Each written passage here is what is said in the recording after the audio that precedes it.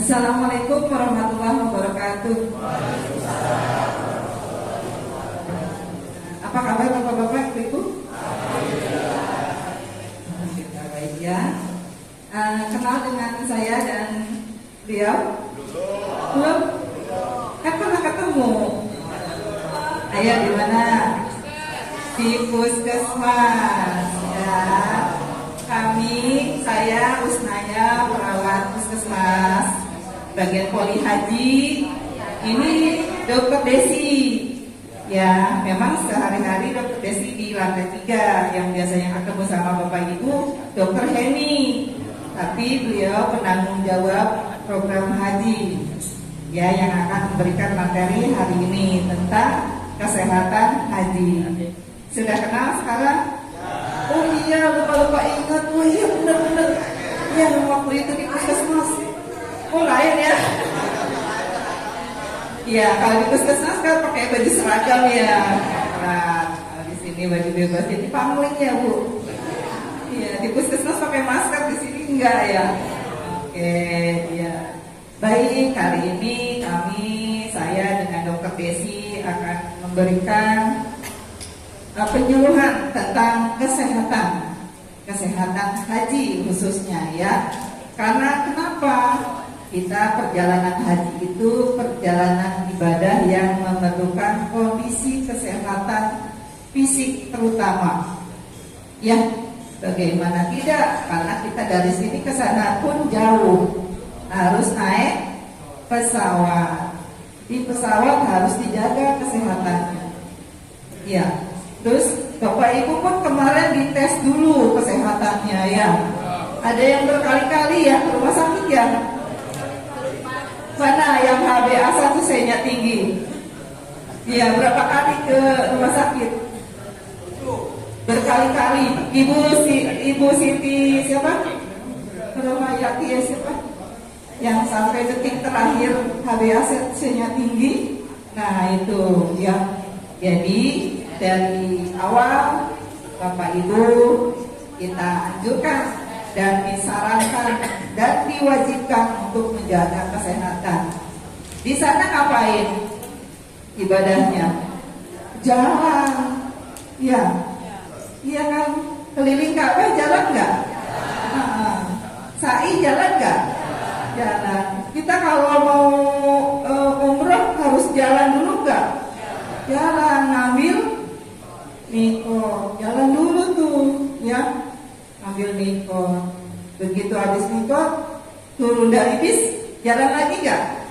Jalan lagi karena nggak langsung ke depan Ka'bah. Dari turun bis, berapa meter dulu, jalan dulu dari turun bis, ya. Udah nanti pun proses hajinya gitu. Kita berangkat ke Arafah, di Arafah pun kita harus jalan nanti. Mau lempar jumrah jalan dulu nggak? Jalan dulu, itu yang paling berat. Jadi memang kondisi fisik Bapak Ibu harus dipersiapkan dari sekarang. Ya, kebanyakan jemaah haji Indonesia itu lansia. Ya, dulu 2 tahun kemarin ramah lansia, 2 tahun yang lalu pun demikian. Nah sekarang karena seolah-olah kok kata Arab Saudi, kok Indonesia bawanya lansia ya ke sini gitu. Nah akhirnya sekarang diganti, bukan ramah lansia tapi ramah perempuan. Jadi ya bukan juga jemaah perempuan doang yang dibawa, jemaah laki-laki pun dibawa, tapi lebih ke ramah perempuan, tidak ramah lansia lagi. Betul ya Bu ya, nunggunya berapa tahun Bu? 13 tahun. Tahun berapa Bapak Ibu daftar waktu itu? 2013. Oke, udah siap ya? Oke. Nah, kita dengarkan apa yang akan disampaikan oleh Dokter Desi. Nanti saya bagian terakhir, bagian kita senam-senam dikit, ya, senam peregangan menunggu. Kalau di perjalanan dari Indonesia ke Tanah Suci berapa jam? 8 sampai 9 jam. Yang di pesawat, ya. Kita dengarkan yuk. Kita simak ya. Silakan Dok. Santi akan memberikan materi pembinaan kesehatan haji. Assalamualaikum warahmatullahi wabarakatuh. Hari ini semoga kita berjalan lancar ya. Kita akan masuki Bapak Ibu para jamaah sebelum gede nanti saat mau keberangkatan. Nah ini dikatakan dari kesehatan masa tunggu untuk sebelum nanti Bapak Ibu akan dimasuk asrama Pondok Gede ya. Kita bilangnya ke embarkasi. Izin saya menginformasikan untuk kesehatan jamaah haji terutama Indonesia ya, kurang lebih sama. Di Malaysia juga seperti itu. Cuma untuk di Indonesia sendiri kita ada pemeriksaan kesehatannya yang sudah diatur oleh pemerintah, Kementerian Agama, Kementerian Kesehatan sebagai berikut. Bapak Ibu sudah masuk ke dalam pemeriksaan tahap kedua. Jadi kalau di Indonesia itu ada 3 pemeriksaan kalau mau berangkat haji. Yang pertama adalah ketika Bapak Ibu ingin mendaftar haji akan mendapatkan porsi, itu namanya tahap 1 yang akan daftar di puskesmas. Ya, nanti cuma diperiksanya biasanya tekanan darah sama HB. Dapatlah dari situ golongan darah ya. Dari situ baru dapat nomor porsi. Itu namanya tahap 1. Lalu lama lagi dipanggil belasan tahun. Kayak ibu ini tadi 2013, cuma rata-rata di laporan saya yang berangkat tahun ini mendaftar di tahun 2012 dan 2013. Ya, berapa tahun baru dipanggil lagi ke tahap 2? 15 tahun. 13. Nah, 13 tahun kemudian Bapak Ibu dipanggil lagi. Itu masuk namanya pemeriksaan tahap kedua. Ya, yang kemarin. Apa bedanya tahap 1, tahap 2? Tahap 1 itu adalah untuk dapat nomor porsi, tahap 2 adalah Bapak Ibu datanya masuk ke Kementerian Kesehatan lanjut ke Arab Saudi. Ya. Nah, untuk tahap kedua ini di puskesmas ada pemeriksaan 4 pemeriksaannya. Pertama kita anamnesa, lanjut itu nanti ada pemeriksaan kognitif, jiwa, sama pemeriksaan mental. Itu yang di puskesmas. Mungkin kalau Bapak Ibu ditanya jawab ya sama Dokter Henny ya. Tadi saya lihat di daftar kesehatan siswa kampus yang sikrot yang akan dibawa statusnya ke nah ini ya yang di puskesmas screening kesehatan jiwa, kognitif, demensia, ADL. Yang kalau ditanya Bapak Ibu bisa BAK sendiri nggak, bisa BAB sendiri nggak? Kalau menjalani hari-hari apakah ada kesulitan, ada perasaan ingin bunuh diri, ekstrimnya seperti itu. Nah ini dasarnya di puskesmas lebih ke tanya jawab. Kenapa kita mengeksklud atau mengeluarkan dari apakah Bapak Ibu ini secara jiwa adakah resiko demensia atau yang fatalnya Alzheimer ya. Alzheimer itu adalah yang biasanya kita pola hidup ataupun perilakunya kembali ke anak kecil. Artinya kalau anak kecil BAK-nya nggak bisa sendiri atau harus ditemenin, cara makan juga nggak tahu caranya. Nah ini kita deteksi Alzheimer ya atau demensia.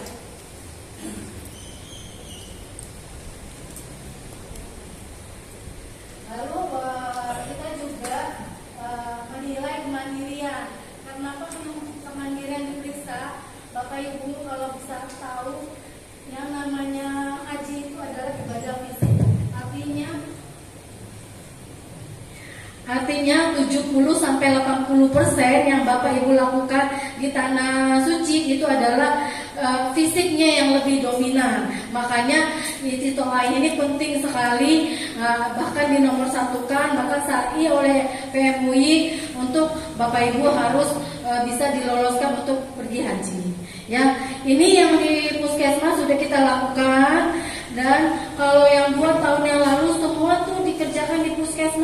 ambil darah, ronsen EKG, periksa jantung, ronsen dada itu di puskesmas. Tapi sejak 2 tahun lalu kita punya RSUD tingkat kecamatan, maka yang lab pemeriksaan darah itu kita taruh di rumah sakit. Nah, alhamdulillahnya tahun ini yang kita latih ataupun dari kementerian pemeriksaan rumah sakitnya banyak yang terlibat ya. Tadi saya lihat juga kebanyakan kemarin di rumah sakit mana? Hermina ya? Ya, kebanyakan Hermina saya lihat. Nah, di rumah sakit Hermina apa aja yang dilakukan? Diambil darahnya, dironsen, direkam jantungnya. Setelah itu yang pemeriksaan darah penunjang dasar. Dari penunjang dasar ini akan ketemu lah Bapak Ibu sakitnya apa. Ya, jangan kaget. Biasanya ketemu nih ya pas pergi haji baru tahu nih, oh kok saya punya darah tinggi, oh kok saya punya gula, oh ternyata jantung saya bermasalah, oh ternyata paru-paru saya bermasalah. Itu baru ketahuannya. Kenapa Bapak Ibu?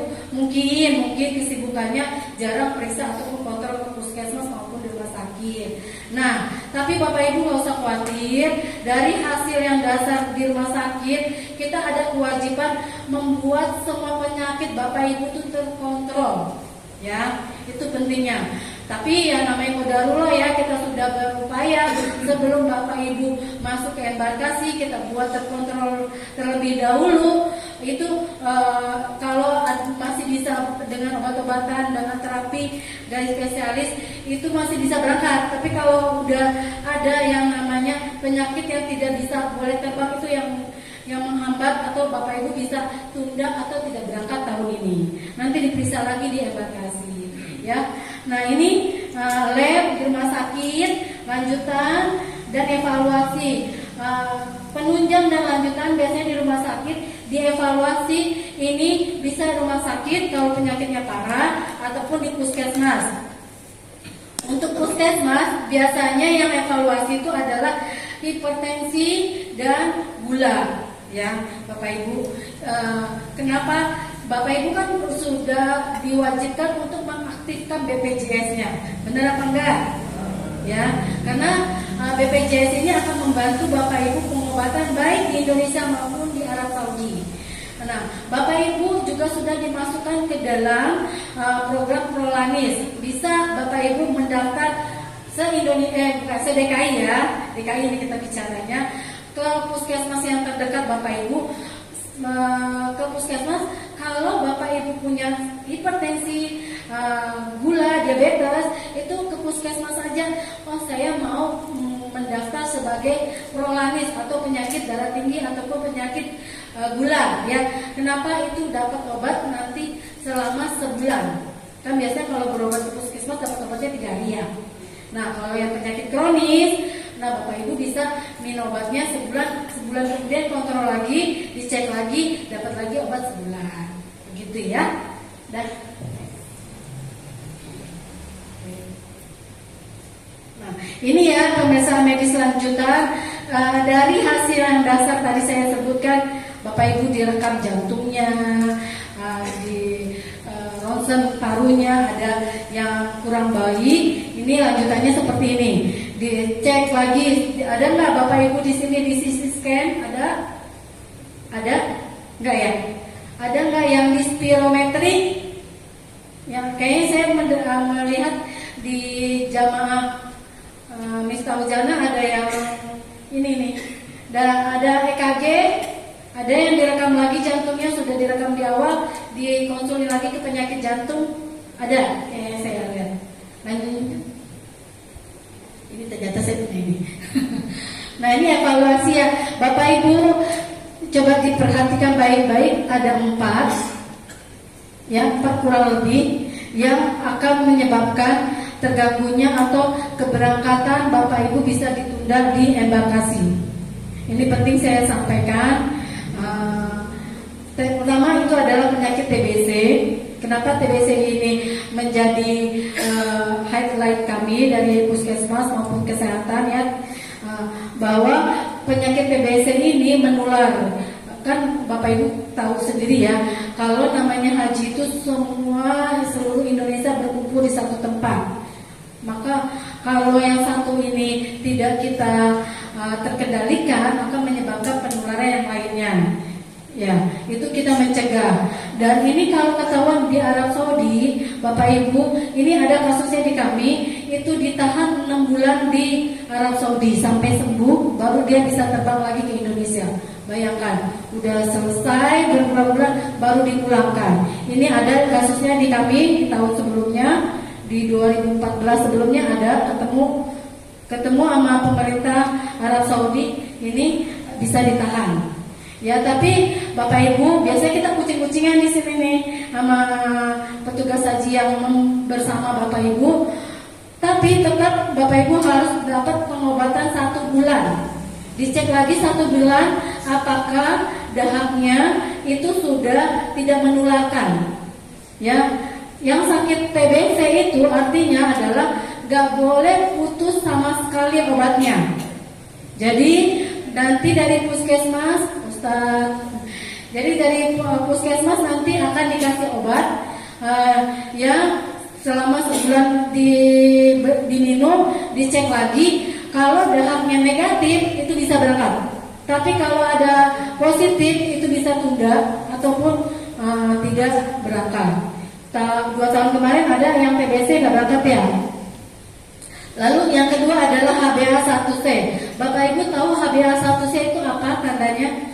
Kalau yang punya sakit gula, ya pasti ada yang sakit gula di sini ya, atau diabetes. Beda ya. Kalau yang punya diabetes biasanya cek darahnya pasti kalau nggak di tangan, diambil di darah. Benar apa enggak? Ya. Nah, itu dilihat kadar gulanya saat itu juga. Jadi hanya menilai pola makan yang masuk ke dalam tubuh 1 hari itu aja. Tapi kalau kita melakukan pemeriksaan HbA1c itu melihat 3 bulan sebelumnya. Jadi ini nggak bisa dibohongi. Jadi bisa misalnya, oh saya mau periksa gula nih, saya puasa biar apa?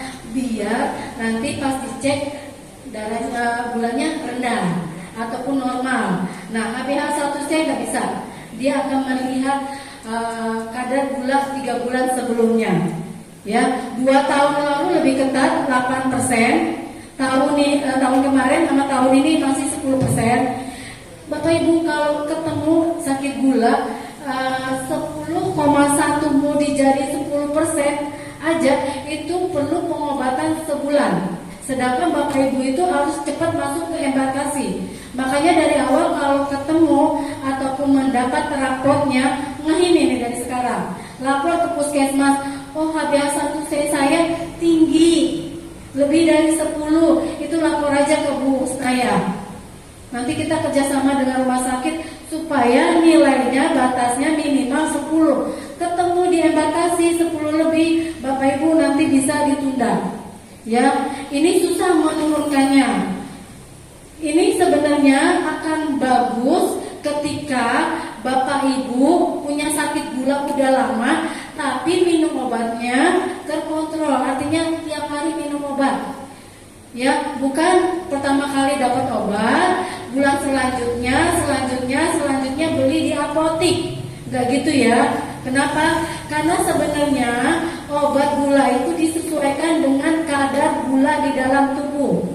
Jadi nggak bisa namanya periksa bulan 1 terus bulan keduanya udah habis obat meresepkan yang sama. Oh saya sih biasa pakai obat yang ini terus-terusan. Nah itu yang menyebabkan ginjalnya rusak.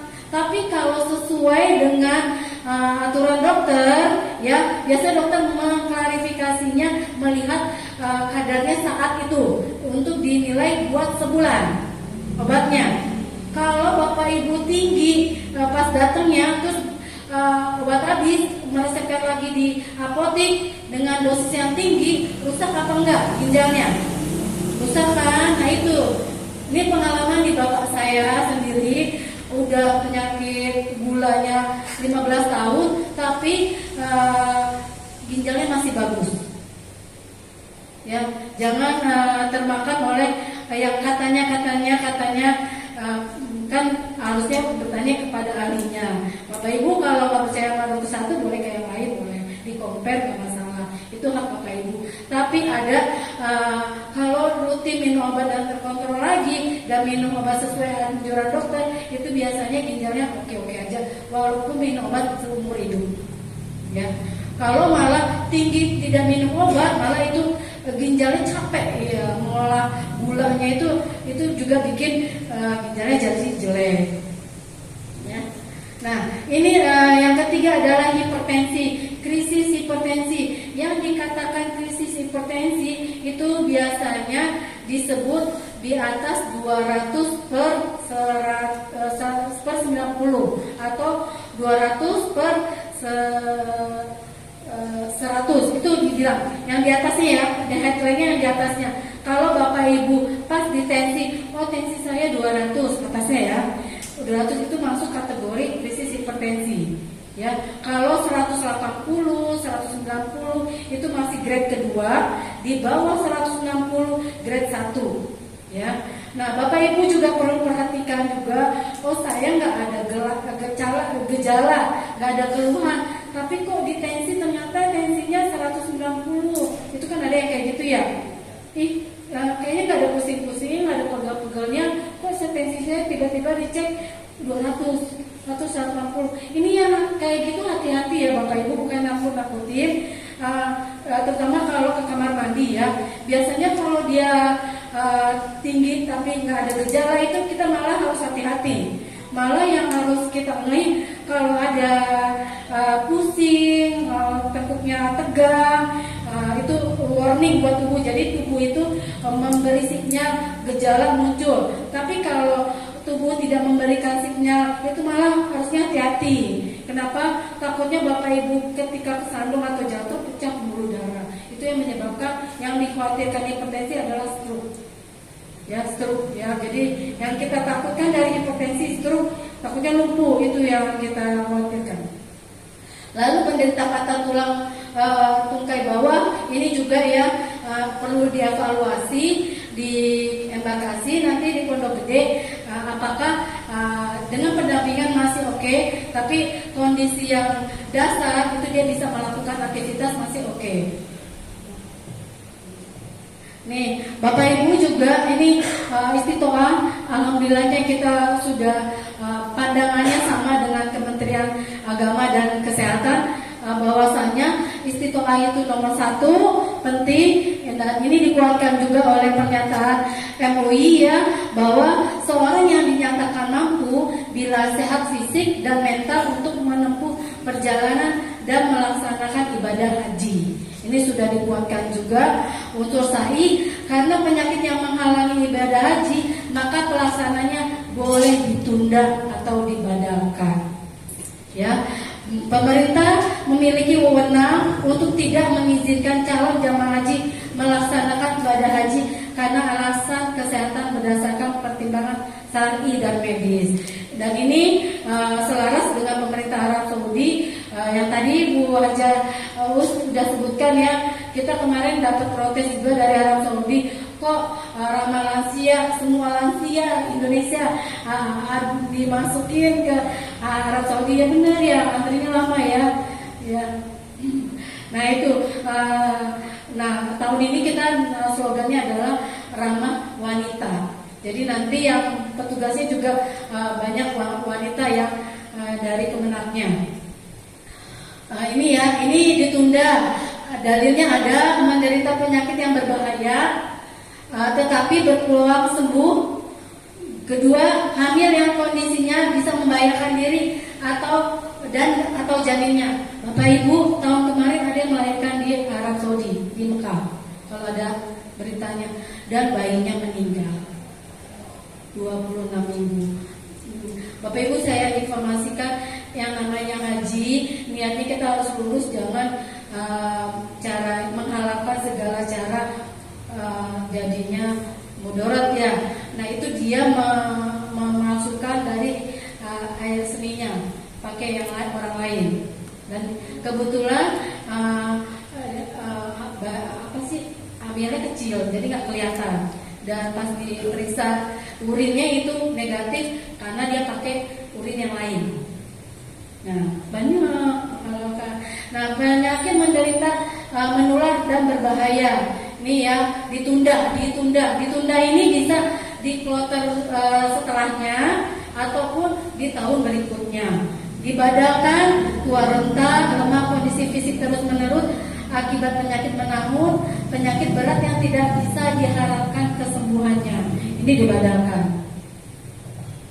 Nah, Bapak Ibu juga ini izin saya menginformasikan dari ini udah ditranslate ya dari Arab Saudi, persyaratan atau pedoman kesehatan bagi jamaah haji tahun 1446. Makanya kita ini yang melatar belakangi harus berdirinya dari Kemenang melepaskan untuk urusan haji dengan umroh dan haji khusus ya kementerian dari Arab Saudi. Ini loh penyakit yang nggak boleh ataupun harus di screening ketat oleh Indonesia. Kenapa harus di screening ketat oleh Indonesia? Rumah sakit di sana 50-60% yaitu yang banyaknya jamaah haji yang berobat ataupun dirawat inap. Sedangkan yang ke Arab Saudi kan negaranya macam-macam. Nah, 50-60% itu jamaah Indonesia. Ini menjadi fokus kita juga pemerintah, makanya tahun ini Kementerian Haji dan Umroh khusus untuk mengurusi haji. Nah, ini ya gagal ginjal yang memerlukan HD atau peritoneal dialisis. Artinya adalah gagal ginjal yang perlu cuci darah, nggak bisa lagi. Kenapa sih gagal ginjal cuci darah itu? Dia kalau nggak cuci darah dia akan sesak, ataupun darahnya yang beredar di dalam tubuhnya menyebabkan menjadi racun buat dirinya dan mengganggu temannya ataupun pendamping ataupun di hotel tersebut. Ini nggak boleh berangkat, ya. Yang ada cuci darah. Tapi kalau gagal ginjal masih bisa. Tapi kalau pakai HD cuci darah tidak. Lalu kedua, gagal jantung dengan gejala yang muncul saat istirahat ataupun aktivitas ringan. Ini juga tidak berangkat. Makanya Bapak Ibu dicek, direkam jantungnya. Ya, ketiga, penyakit paru kronis yang memerlukan oksigen intermittent, artinya adalah dia bernapas butuh, nggak bisa lepas dari oksigen. Jadi bawa tabung oksigen terus. Zaman saya 2014 masih bisa. Ada yang cuci darah, saya bawa jamaahnya 2 orang, cuci darah 2 atau 3 orang. Itu ngantri di rumah sakit, bisa kita nginep antrian untuk cuci darah. Karena lumayan banyak yang jamaah Indonesia yang cuci darah. 2014 itu masih lolos, tapi 3 tahun ini udah nggak bisa lagi. Sirosis stadium lanjut, kalau Bapak Ibu ada orang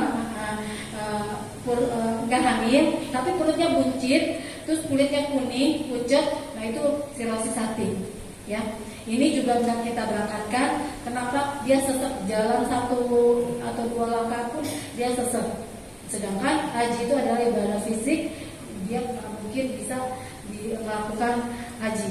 Lalu yang kelima, penyakit neurologis dan psikologis berat. Bapak Ibu dapat berita kemarin yang lompat dari Ka'bah, yang bunuh diri, nah itu depresi, itu nggak boleh juga berangkat haji. Waktu zaman saya ada yang gangguan jiwa juga. Jadi di Indonesia dia normal karena minum obat ya. Tiba-tiba di sana nggak minum obat tanpa memberitahukan. Akhirnya apa? Dia nggak mau keluar kamar hotel. Yang suami istri ya, ada tua renta. Yang sakit itu bapaknya itu nggak mau ketemu orang. Sedangkan kalau di hotel itu kan banyak orang ya. Jadi mengkhususkan 2 ini, dan istrinya jadi nggak ibadah juga karena suaminya benar-benar nggak membolehkan dia keluar. Nah itu kan jadinya susah ya, susah juga buat KBH-nya. Nah ini kita nggak boleh sebenarnya di kesehatan, tapi kita sediakan nanti ruangan, kan namanya qadarullah ya, nggak tahu ya, kita udah screeningnya sedemikian rupa tapi masih kecolongan. Kita biasanya ada rumah sakit di sana yang KKI ya, yang pemerintah Pemda DKI buat itu kementerian bukan DKI saja, lantai atas kita kosongkan ruangan untuk buat ini. Tapi jangan lupa direkom, karena kalau ketahuan ini nggak boleh. Bapak Ibu perlu diketahui juga kalau ketemu laskar dengan gangguan ini itu langsung ditahan, dimasukkan ke poli jiwa atau rumah sakit jiwa. Dia sampai sembuh baru bisa balik ke tanah air.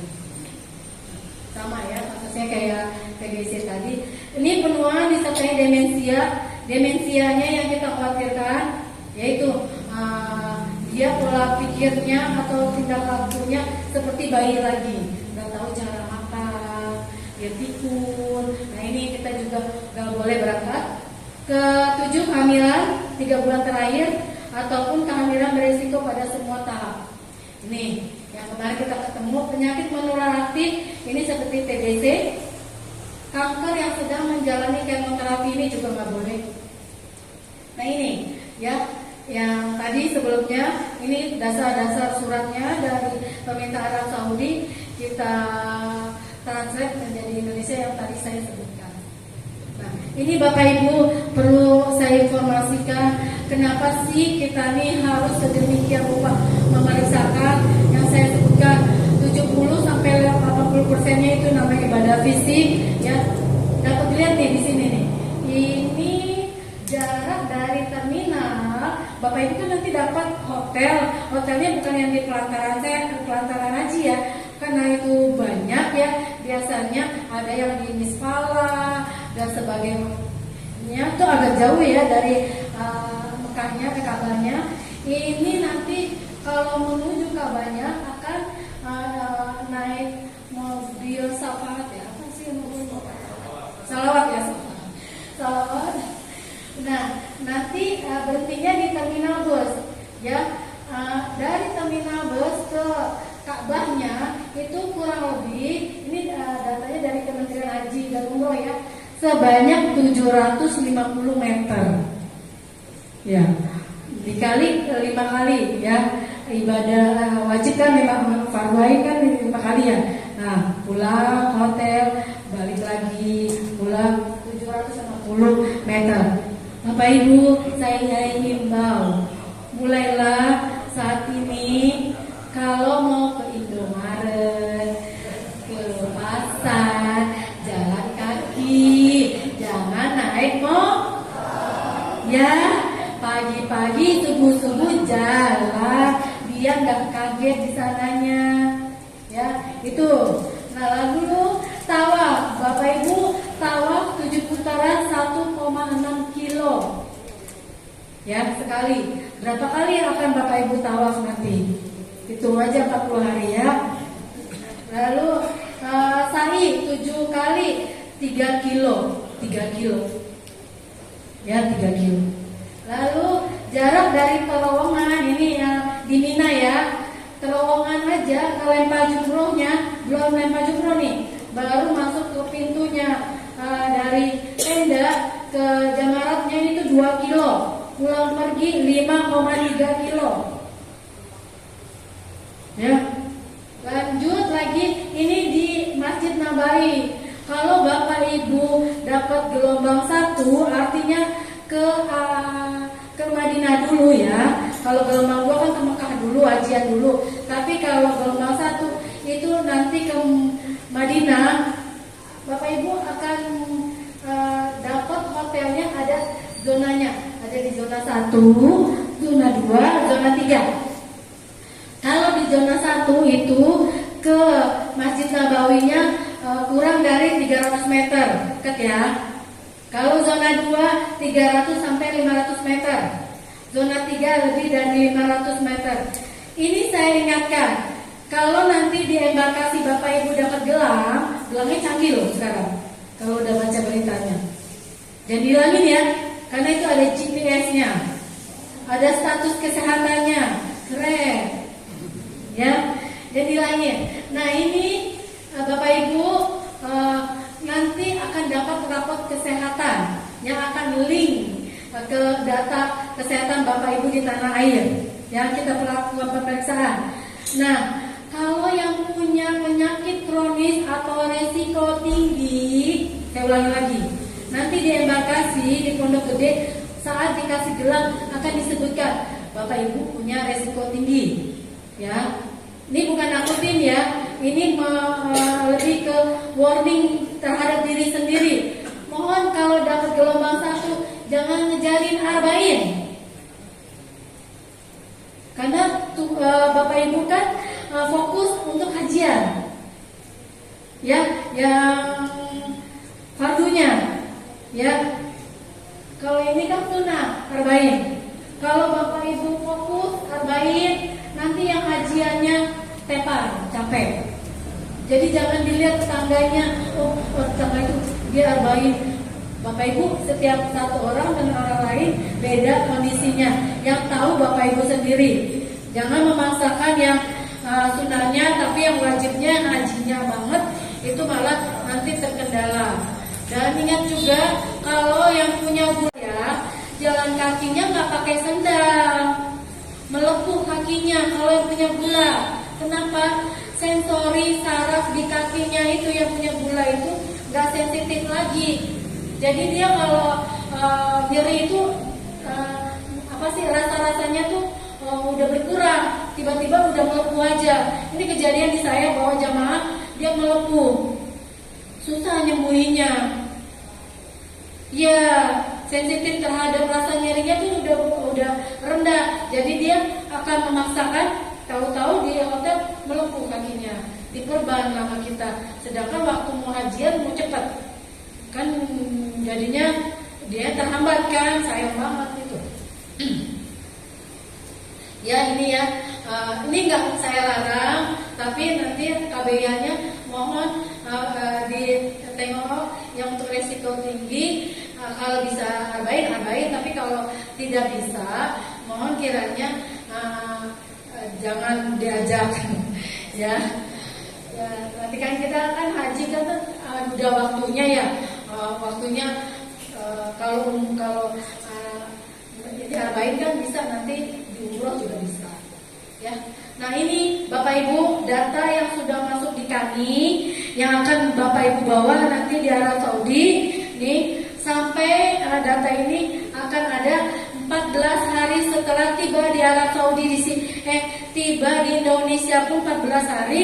Ini masih kita tengok ini statusnya ya. Ini kebanyakan tadi saya lihat untuk misal jana diperiksa pada dokter ini. Nih saya lihat ini penyakitnya saya alhamdulillah nih ada yang sehat, ada yang DM ya, gula, hipertensi,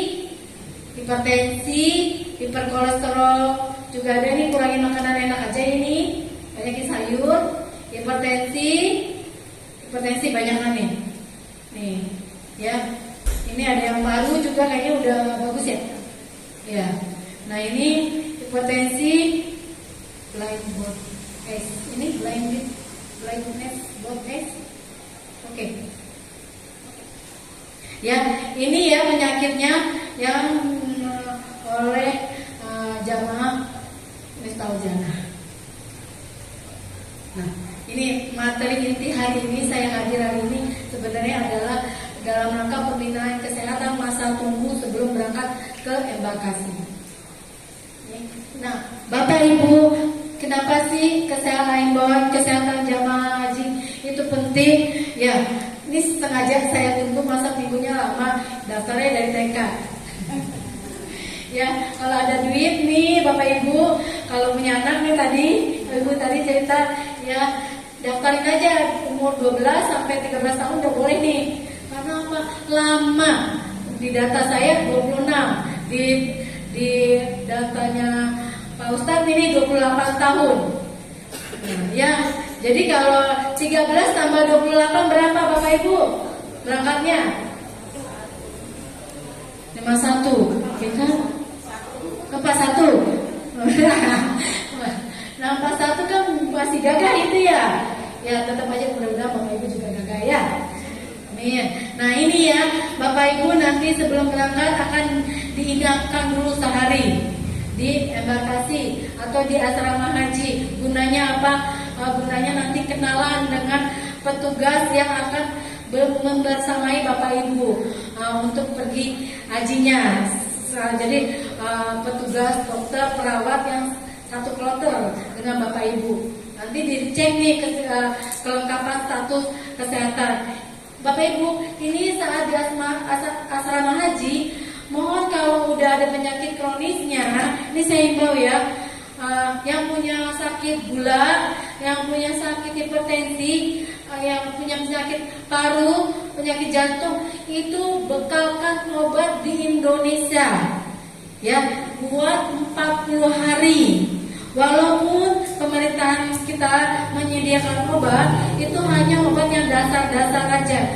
Tapi kalau udah penyakit kronis, biasanya dia cocok-cocokan.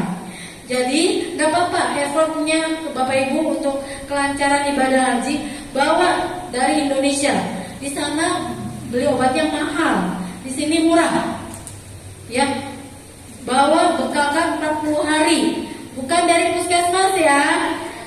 Ya, kalau puskesmas Bapak Ibu masuk dulu, kalau punya penyakit gula sama hipertensi masuk dulu, nanti daftar ke Bu saya program Prolanis. Itu bisa kita kasih 30 hari. Tapi kan saran saya tadi 40 hari ya. Jadi 10 harinya Bapak Ibu tetap beli. Ya. Paham ya? Jadi nanti di Pondok Gede jangan lagi nggak bawa obat. Nanti saya diteleponin itu, kok jamaahnya nggak dibawain obat, kok nggak dikasih tahu obat. Ternyata jamaahnya salah resepsi. Dia cuma menulis aja obatnya, tapi obatnya nggak dibawa. Salah nangkep ya. Jadi obat ditulis obatnya masuk ke manifest kami, tapi obat fisiknya itu Bapak Ibu harus ada pegangan. Ya, takutnya nanti yang dari kementerian itu nggak pas dengan Bapak Ibu, ataupun nanti amprah obatnya itu lama. Sedangkan Bapak Ibu udah rutin minum obat, masih nunggu-nunggu lagi. Nah itu, ya alangkah baiknya untuk diri kita sendiri biar ibadah hajinya maksimal dibawa aja. Kalau beli di sana mahal. Ya ini ya di Pondok Gede. Nah Bapak Ibu juga saya himbau juga nih. Di Musdalifah ini capek luar biasa ya. Di Arafah nanti maksimalkan berdoa, tidur juga kalau bisa sedikit aja, manfaatkan ini waktu Arafah ini, dan Mina istirahat untuk lempar jumroh. Nah ini Bapak Ibu nanti diajarkan sama Bu aja ya, karena kita di perjalanan di pesawat itu kurang lebih 8-9 jam, akan pegel sekali ya, bayangin ya. Biasanya kita naik pesawat paling mentok sejam atau 2 jam ya. Ini 8-9 jam. Dan sempit biasanya ke depannya itu. Ya, kalau yang tinggi itu mentok ke badan mulutnya. Nah, ini ya, ini tadi saya sudah jelaskan satu rangkaian haji itu dari tawaf, sa'i, lalu ke lempar jumroh total itu sebanyak 30 kilo. Bapak Ibu, kalau dari Jakarta jalan kaki sampai kemana nih? Bogor nggak? 30 kilo. Kalau lihat di Google, bayangin deh dari sini ke Bogor jalan kaki, mungkin nggak? Nah ini qadarullah Allah ya bekerja di sini. Nah tapi tetap ikhtiar kita harus maksimalkan. Dengan apa tadi saya bilang, ke pasar, Indomaret, pagi subuh jalan kaki keliling dulu, jangan naik motor. Nah ini kita persiapkan 30. Kalau kami dulu petugas, kalau yang biasanya kalau KBRIA dari Musdalifah itulah keminanya istirahat dulu. Kami nggak istirahat, kita jalan. Kenapa?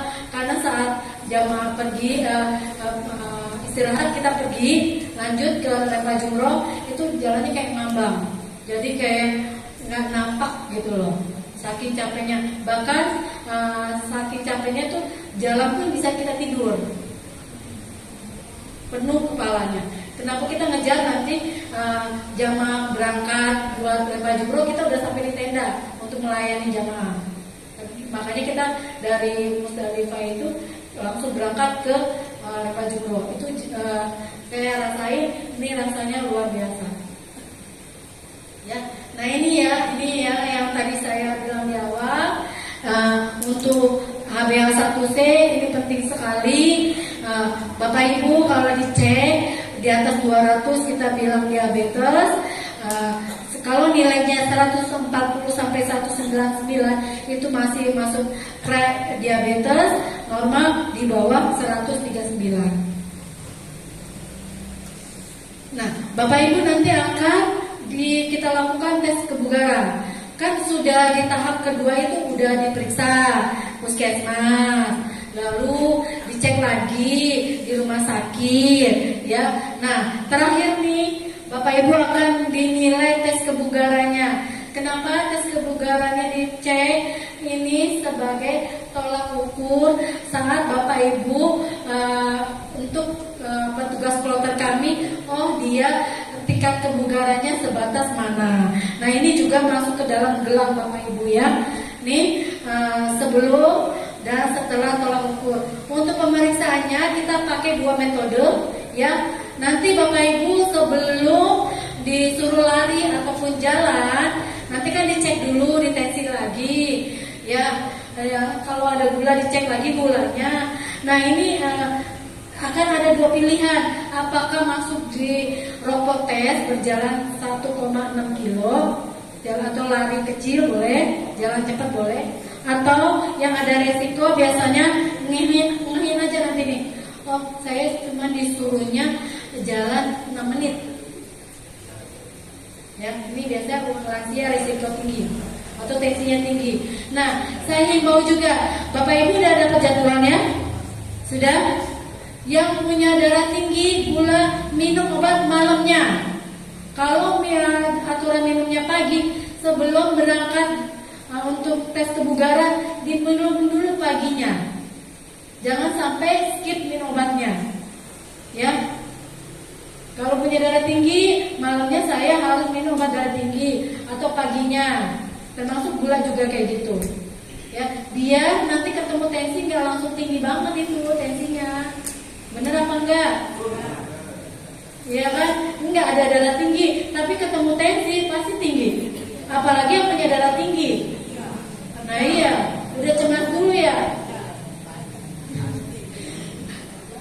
Iya, sering gitu soalnya. Nah ini ya, nanti kita nilai nih yang masuk ke dalam rapor Bapak Ibu. Ini dibedakan antara laki-laki dan perempuan. Nah yang kita harapkan adalah kategorinya nanti dicukup.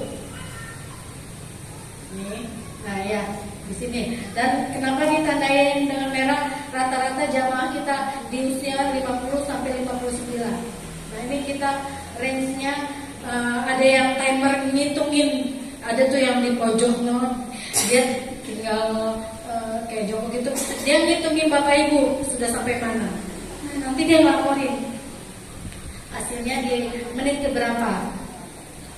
Nah ini robot ya. Nah ini juga nih kalau laki-laki yang kita masuk kategori kurang di 20-26.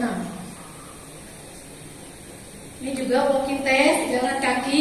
Biasanya kalau darahnya tinggi di atas 200 kita nggak anjurkan dia, tapi dia masih diperiksa 180. Ini kita suruh dia jalan kaki aja. Ini wajib dilakukan. Ini ya. Nah, Bapak Ibu, saya perlu menginformasikan ini karena kita bisa ubah konsep ya. Yang dikatakan aktivitas fisik, latihan fisik, ada yang tahu? Udah saya kasih contekan. Aktivitas fisik adalah setiap gerakan tubuh yang dihasilkan oleh kerja otot rangka yang menghasilkan pengeluaran energi. Sedangkan latihan fisik, aktivitas fisik yang terencana, terstruktur, dan gerakan tubuh berulang-ulang serta dilakukan secara teratur dengan tujuan untuk mempertahankan dan meningkatkan kebugaran jasmani. Ada yang tahu nggak contohnya aktivitas fisik apa? Yang biasanya ibu-ibu lakukan? Masak, ngepel, cuci piring, ya nyapu. Itu bukan olahraga ya, itu aktivitas fisik. Sedangkan latihan fisik itu kayak peregangan, ya kegiatannya tuh repetitif, berulang-ulang. Ya, itu yang bermakna. Ataupun dia ada pemanasan, peregangan. Ya, nanti saya ajarin di sini. Nah ini ya latihan fisik. Bapak Ibu, ini kita aturannya itu seminggu itu seminggu itu 3 sampai 5 kali. Enggak, 2 sampai 3 kali. Nah, untuk kegiatan ini pertama itu dimulai dengan pemanasan, biar nggak langsung kram ya. Latihan dan pendinginan. Waktunya 5 menit. Latihan ini 20 menit, pendinginan 3 menit. Kalau mau dicepatkan, ini boleh Bapak Ibu digabungkan, ini masih maximum itu 10 sampai 15 menit. Nggak lama kan? Subuh-subuh Bapak Ibu bisa melakukan itu. Pemanasannya, latihan, pendinginan itu enaknya dikerjakan subuh. Ya, di sholat subuh dilakukan rutin. Ini lumayan bikin otot kakinya itu kuat. Dan kalau punya gula ataupun hipertensi, dia akan stabil.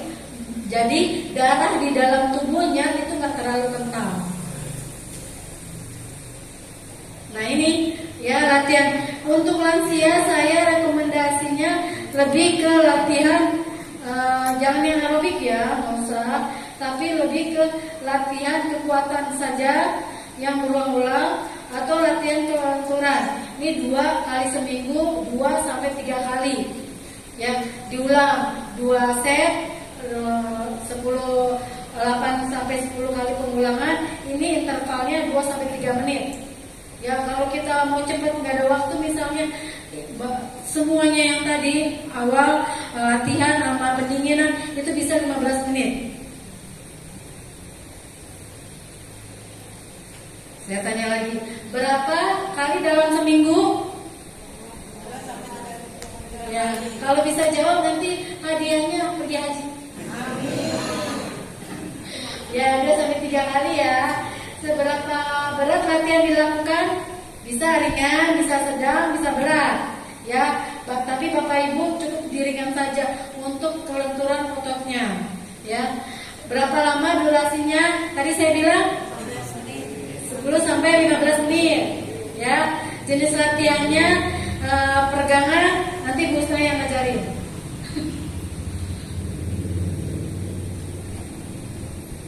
Nah ini ya, ini yang membedakan antara aktivitas fisik yang tadi saya bilang. Ini ada nyapu, ngepel, cuci piring, asuh anak ya. Tapi kalau yang ada latihan fisiknya, jalan cepat, ini heboh banget ya kayak ini ya. Nah ini kalau ditotalin per minggu bisa 150 menit. Tapi kalau per hari 10 sampai 15 menit. Nah ini penguatan otot. Pakai aqua saja yang isi beras, berulang kali, bisa 8 kali berulang-ulang kayak gini, ataupun yang gini nih, ini biasanya saya pagi gini. Biasanya suka lansia itu sakit di dengkul.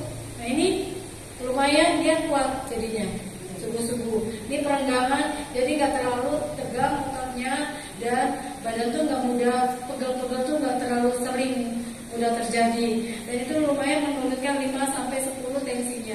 Jadi misalnya saya tensinya 160, nah itu bisa jadi 155 karena darahnya jadi nggak terlalu kental. Nah, ini diulang-ulang, lihat aja di YouTube peregangan lansia.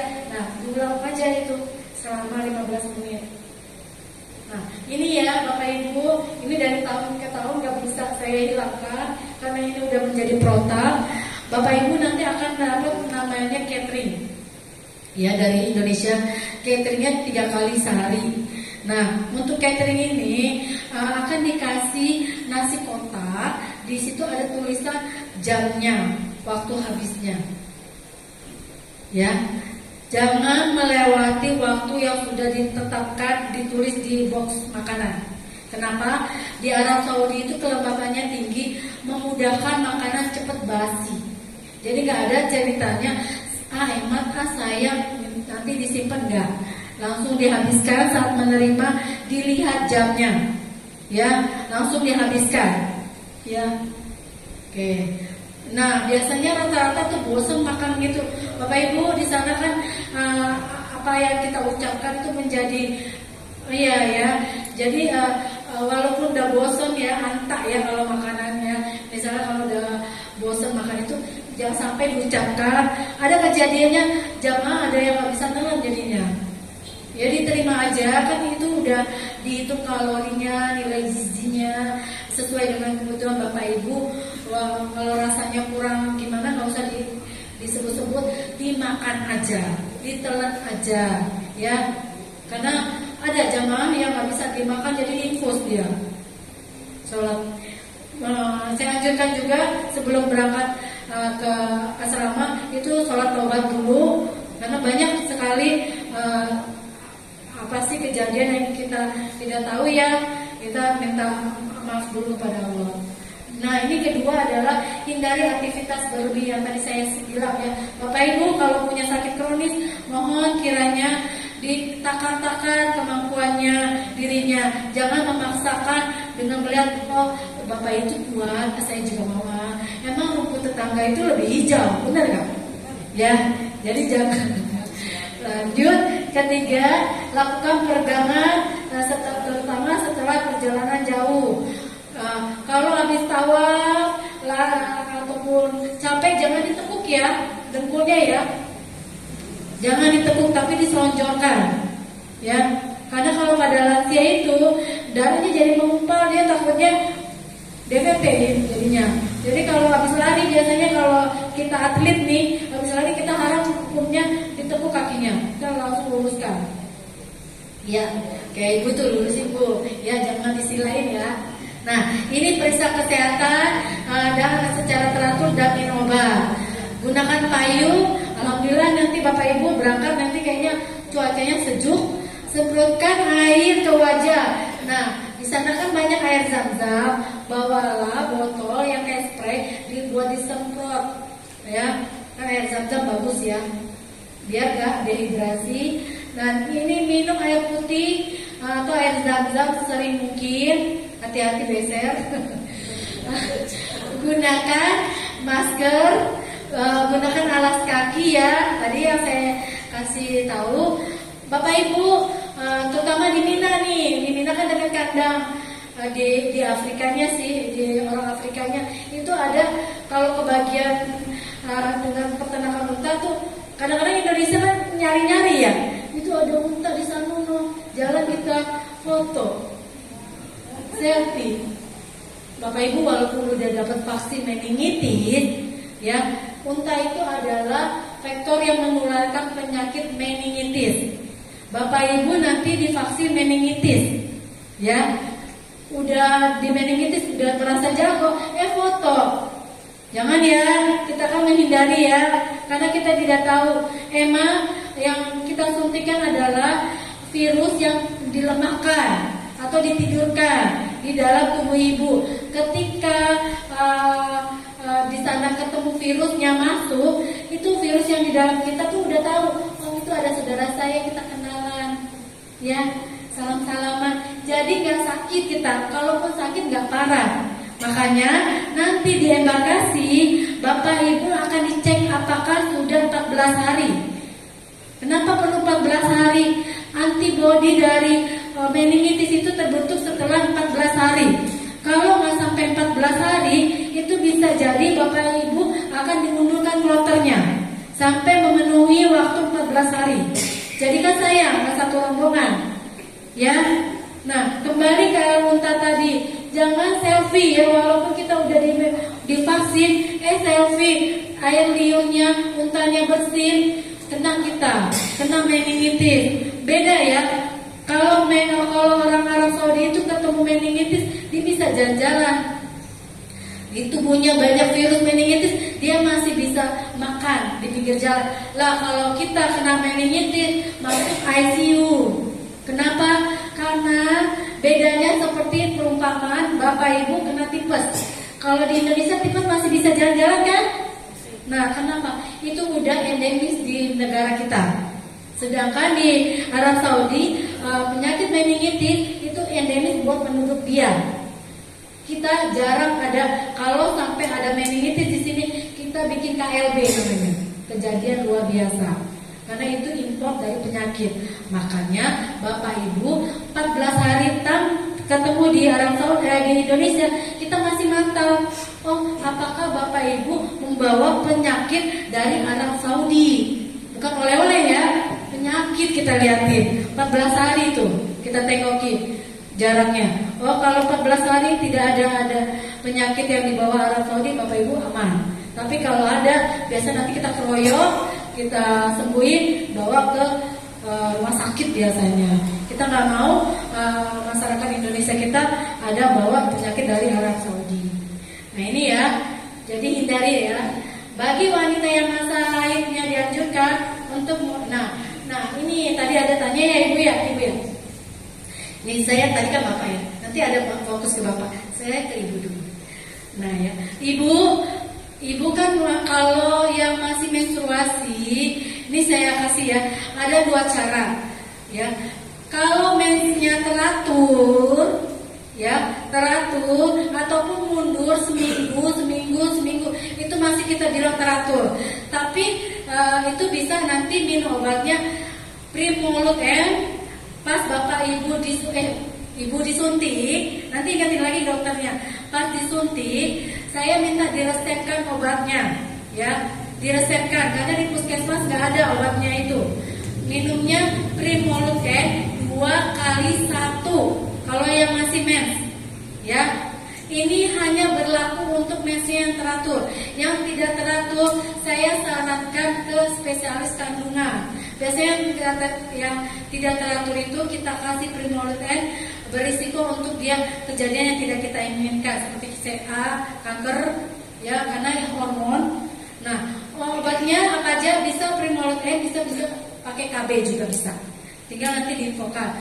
Nah, aturan minumnya, waktunya saat ibu minum di sini sama di Arab Saudi harus sama, nggak boleh berbeda. Caranya gimana?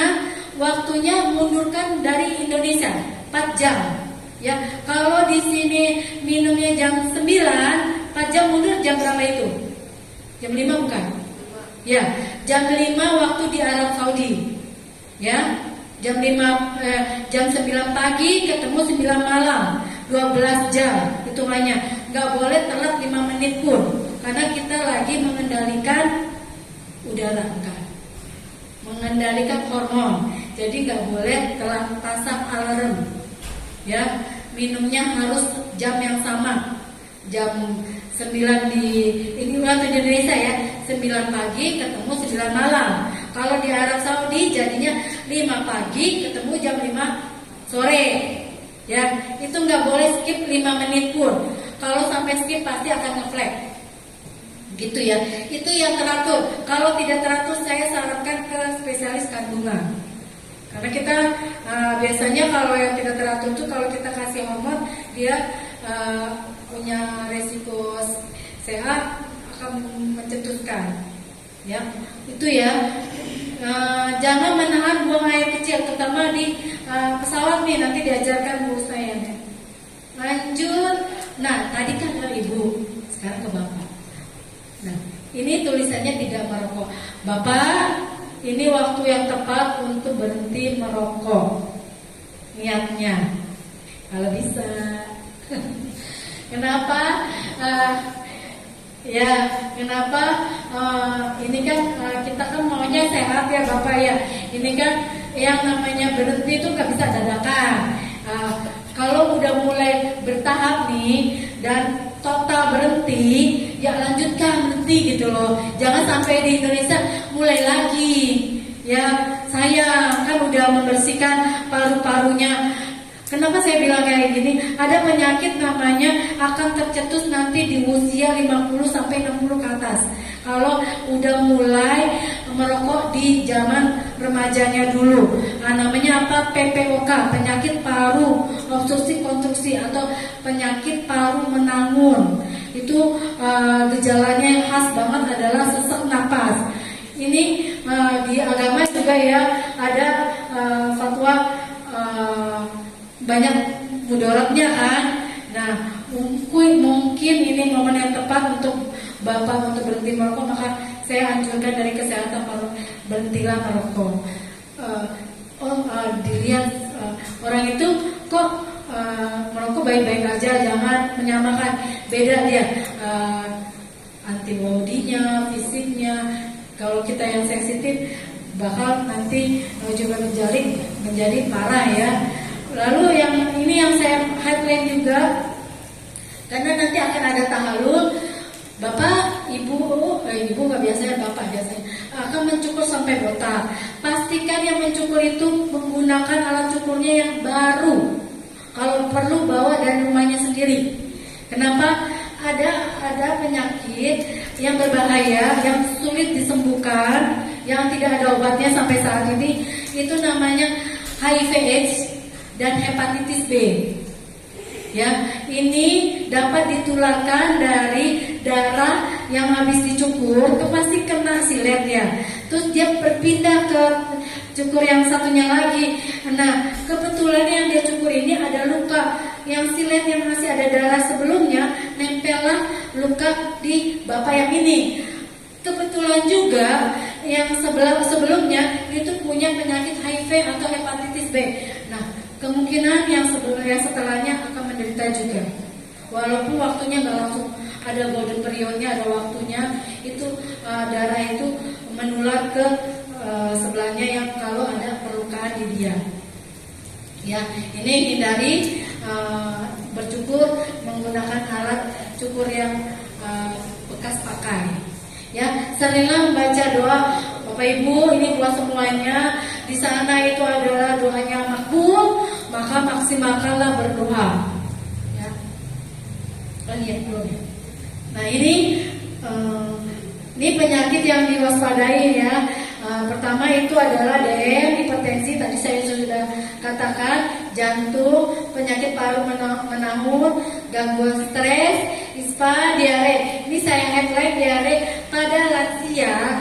Kalau kita ya biasa kalau sakit diare ya udah nggak parah ya, cuma masih bisa sembuh. Tapi beda itu kejadian pada lansia.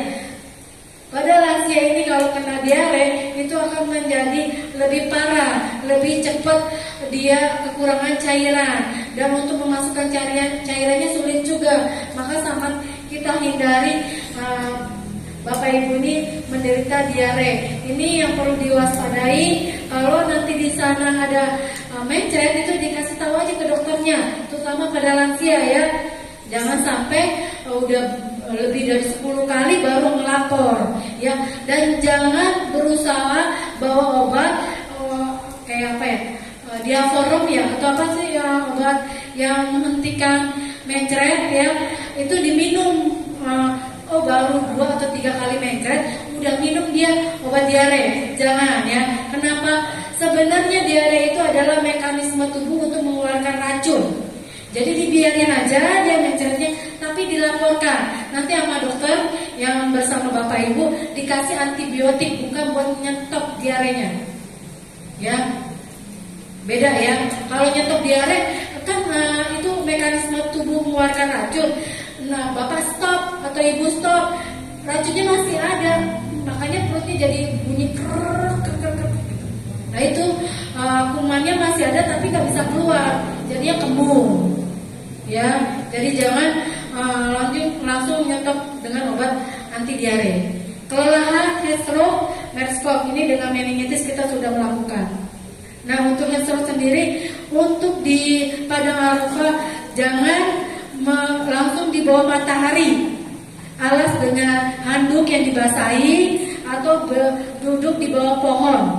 Jangan langsung berdiri di bawah matahari. Ini kita hindari, terutama pada lansia. Kita nggak mau menderita lansianya heat stroke ini. Kalau ketemu biasanya kita nih petugas kesehatan, kita langsung bawa jamaahnya ke tenda. Kalau ada peti isinya es, kita masukin jamaahnya ke dalam es. Segitu kita mengkhawatirkan heat stroke. Heat stroke ini kalau efek yang tidak kita inginkan adalah pecah pembuluh darah otaknya. Buru-buru kita guyur, biasa infus 4 line, tangan satu, kaki satu. Saya pernah kejadian ini, alhamdulillahnya selamat. Ya. ya. Ini panas 3,95 derajat. Ini mudah-mudahan masih sejuk nih nanti Bapak Ibu. Jadi nggak ada terjadi heat stroke. Ini banyak kejadian di Arafah. Nah ini Meskov ya, yang tadi saya ceritain. Waspada, pakai masker, jangan foto, jangan selfie, jangan colek-colek, jangan minum susu muntah. Ya, nggak usah minum susu muntah, karena kita tidak tahu dia steril apa enggak. Nah ini kita vaksinasi meningitis gratis ya, Bapak Ibu. Nah ini nanti diajarkan sama ibu saya ketika bantu sama cuci tangan. Kayaknya udah selesai. Nah, ini terakhir, slide saya terakhir. Coba Bapak Ibu diperhatikan. Tadi di awal saya bilang haji itu adalah ibadah fisik. 70-80%-nya lebih menggunakan fisik, maka dibutuhkan stamina yang bagus untuk Bapak Ibu. Apalagi jamaah kita banyaknya lansia ya. Di laporan saya tuh ada sekitar 75 sampai 80 yang resti yang lansia yang berangkat haji tahun ini. Nah ini saya rekomendasiin, ini nggak di endorse ya Bapak Ibu, tapi kenapa saya kasih contoh, biasanya Bapak Ibu suka ingat ini vitamin C adalah vitamin yang ramah lambung. Artinya apa? Artinya makan dengan perut kosong pun masih oke. Ya, nggak menyebabkan ulu hatinya nyeri. Ya, apalagi di sana biasanya kecapean, nafsu makan berkurang. Minum ini is okay, dan hanya boleh minumnya sehari 1 kali 1, nggak boleh 2 kali 1, tapi 1 kali 1 saja. Ya, kalau yang punya gula, yang dihindarkan adalah vitamin yang berbentuk sirup. Kalau tablet masih oke. Ya, kayak jemaah saya yang sebelumnya ada, saya gula, saya takut minum vitamin, gulanya gimana? Tablet is okay. Yang nggak boleh adalah sirup manis. Ya, kurma sunahnya 1-7 ya. Nah, kalau yang gula cukup 1-2 saja. Tapi kalau yang nggak sakit gula boleh 7. Nah ini saya anjurkan ya, ini sudah diterapkan di petugas kami, alhamdulillah membantu sekali. 1 kali 1 boleh ini, sama madu. Itu akan membantu Bapak Ibu bangunnya besoknya seger. Ya. Nah ini kontak pen kalau habis jalan jauh boleh dioleskan di telapak kaki atau di betisnya. Salompas kalau punggungnya sakit boleh ditempelin. Ini kalau kembung. Ini obat yang bisa Bapak Ibu kami rekomendasikan, jangan sampai skip, nggak bawa. Sayang. Nah ini ya slide terakhir. Ini di mana Bapak Ibu kalau ada yang tahu? Mina, siapa yang jawab tadi? Siapa yang tadi jawab? Berangkat haji Pak. Ya ini di Mina ya. Ini dia sakit jantung nih. Kenapa sakit jantung? Kalau kita baringkan dia tambah sesak. Kita infus, kita kasih oksigen. Maunya kita cakep ya tempatnya ya. Tapi apa daya, itu manusia banyak di situ, pengunjungnya banyak. Jadi kayak gini bentuknya. Ini zaman lalu sih ya, kalau enggak ya. Nah ini di mana, ada yang tahu? Di mana? Jamarat ya, tempat jumroh ya. Gini nih, jam 7, jam 6 Bapak Ibu berangkat. Biasanya kan dari Musdalifah itu istirahat dulu, jamaah baru berangkat paginya. Atau jam 5 nih ngumpul ya. Sini. Resikonya adalah ginjal-ginjal. Tuh biasanya dorong-dorongan. Ya, ini lempar jumroh yang 3,5 kilo yang saya bilang, jalan di sini kayak ngambang, sampai capeknya jalan aja kayak tidur, mau tidur, saking ngantuk. Nah ini, oh ya saya terakhir titip, ini adalah di Musdalifah. Bapak Ibu kalau di Musdalifah ambil batu kan ya, jangan ngobrol ya, langsung gunakan waktunya tidur. Gak bisa tidur, meremin aja. Ya, istirahat. Karena kita nggak tahu apakah di Minanya langsung berangkat yang Pak Jumroh atau istirahat. Tapi gunakanlah, manfaatkanlah waktu di Musdalifah untuk tidur. Jangan ngobrol, ya. Nah ini di Mina yang pulang dari Pak Jumroh. Nah Bapak Ibu kami tunggu semuanya pulangnya. Berapa jamaahnya Pak Ustaz? 47. Iya 47. Kita tunggu 47 juga tiba di tanah air dalam keadaan sehat walafiat. Ya. Oke, ini yang bisa saya sampaikan. Kalau ada salah kata, mohon dimaafkan. Saya akhiri bila itu